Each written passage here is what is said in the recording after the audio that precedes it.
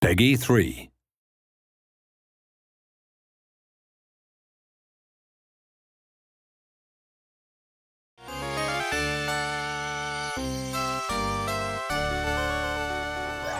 When I was thinking about what people remember fondly about the game, at the time I think it was enjoying the thrills and getting the timing right when they played it. I think enjoying the game world and experiencing the fantasy world of Disney were a big part of it too. What they'll see in the 2013 version will be nothing like the old game in some sense, but I'm hoping that players can relive the same emotions when they play it.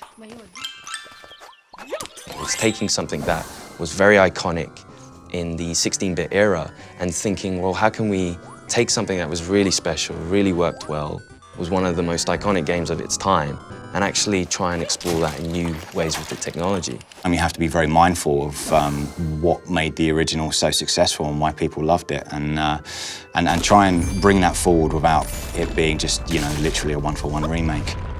There were a lot of unique games at the time in terms of graphics or the general atmosphere of the game. Even among those, this game made an impression that still lasts. And now it's being remade.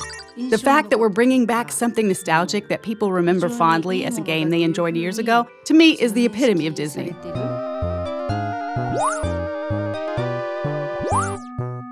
The original game, it just had a lot going for it. I think even the name Castle of Illusion was something cool, straight away Castle of Illusion says, oh, what's that? Oh, what's inside that castle? And then you've got Mickey Mouse, biggest character in the world, so straight away you're like, oh, that's awesome, we're gonna play Mickey Mouse through this Castle of Illusion. And it innovated on all levels, camera, control, platforming, and I think the core gamers absolutely loved it. So that in essence, it's a very simple platformer, but it grabs the magic of Disney, the magic of Mickey. It was my first time making a game, so I came up with ideas I thought might be interesting and things I thought would help flesh out the fantasy world without being hesitant about how difficult or unconventional they might be. In that sense, I think that helped us make a unique game. First, the animation was unique in that it used a remarkable number of frames in the animation for its time. We tried to use as many techniques from film animation as we could. Also, we put a lot of energy into the backgrounds for its time, packing in as much as we could given the memory constraints. I think both efforts paid off in terms of the game's graphic quality. A Disney animation is always moving, from beginning to end. At the time we were making our game, if you didn't do something on the controller, nothing would move at all. So we thought, if we want to bring Disney animations to life, we need things moving on the screen all the time. These days you see it in almost all games, but at the time, we were one of the first games where your character would move even when you're not doing anything. The amount of memory or VRAM that we had to work with at the time was really tiny. You need memory to make good, rich animations, but the way VRAM had been used prior to that point wasn't very well suited for animations like that. So we worked with the programmers to rebuild the system from the ground up to let us focus more on the animations. Once we got the animations where we wanted them, we adjusted the character's movements pixel by pixel for a better feel when the player controls him. When we were told to make a Mickey Mouse game, I didn't want to make a game that was just about Mickey being cute. Our focus was on how we could include the Disney World view from their classic movies. So rather than Mickey Mouse alone, we drew inspiration from the various classic movies that Disney's produced.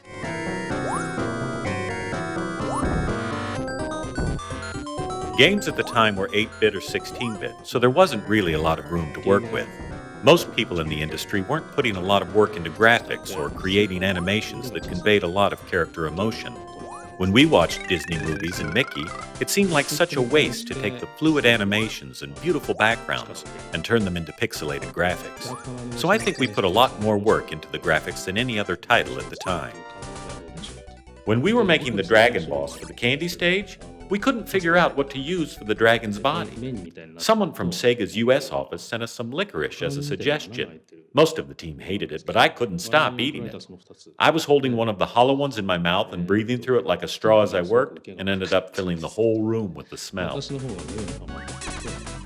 When we were working on this game, I was focused on animations and recreating the world of Disney, and now, modern technology can deliver Disney visuals directly and cinematically rather than via blocky pixel graphics. The new game will be able to recreate the world of Disney movies on a level that we weren't able to reach.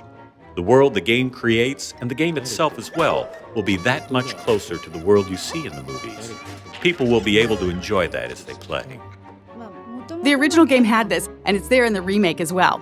The essence of Disney, a positive world of dreams, peace, and imagination. It's the epitome of Disney, and I hope everyone enjoys that in the new game, too.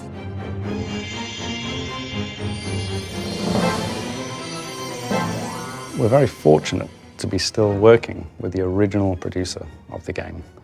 I don't think many other studios have ever had that opportunity. Sega actually approached us about this a number of times, so I've seen prototypes and ideas from other developers as well. But with SSA's prototype, it took me back to when I was working on the original game. It reminded me of things I was feeling at the time, or what was going through my head as I was working on it. That's a wonderful thing, and it made me really want to work with them. The prototype we delivered was actually to be presented to the producer of the original game. There is nothing like that as a goal to motivate a team and then to fly a lot of that team over to Japan and present live. I myself was quite nervous. I've heard that the producer was very tough, very talented. She did the original game. We were there in the meeting, everything was quiet. She walks in, everybody's very nervous. It went phenomenally well. She was happy, she was laughing, she enjoyed what we did to Mickey. For us to change the mechanics, we have to be very cautious. We can't steer too far away from the feel of Mickey, and we can't go too retro, because there were technology constraints in those days on what you could do with Mickey. So we've analyzed the feel of Mickey, the jump heights, the inertia, the turn, on the edge of a cliff, and we've been able to just knock it out of the park, all the animations. And now we're challenged by the feel of Mickey. So we feel we can move from the retro to retro plus. We can do more of what I think the gamers in those days would have loved because of our technology. It's more lifelike, it's more fun. The lighting effects are taken into the account, the candlelight in the background. So all of a sudden the personality, the core pillar of the game, Mickey, is brought to life. And that's something that we really want to do with Castle of Illusion, is try and modernize Mickey, but put him in the context of what we had before in the original game.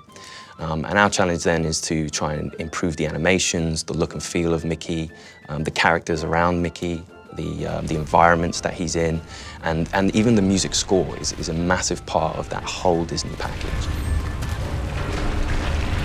Primarily, we're able to do a lot more with the sound effects, the mixing, the environmental effects. I mean, these are all things that we come to expect without realizing it.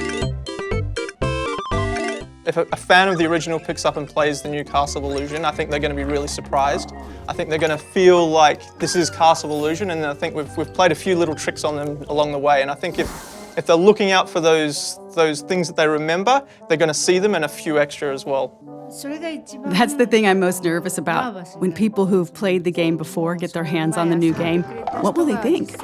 I can't wait to find out. It's expressed in a completely different way, but the essence is the same. So I hope the enjoyment they experience from it is the same.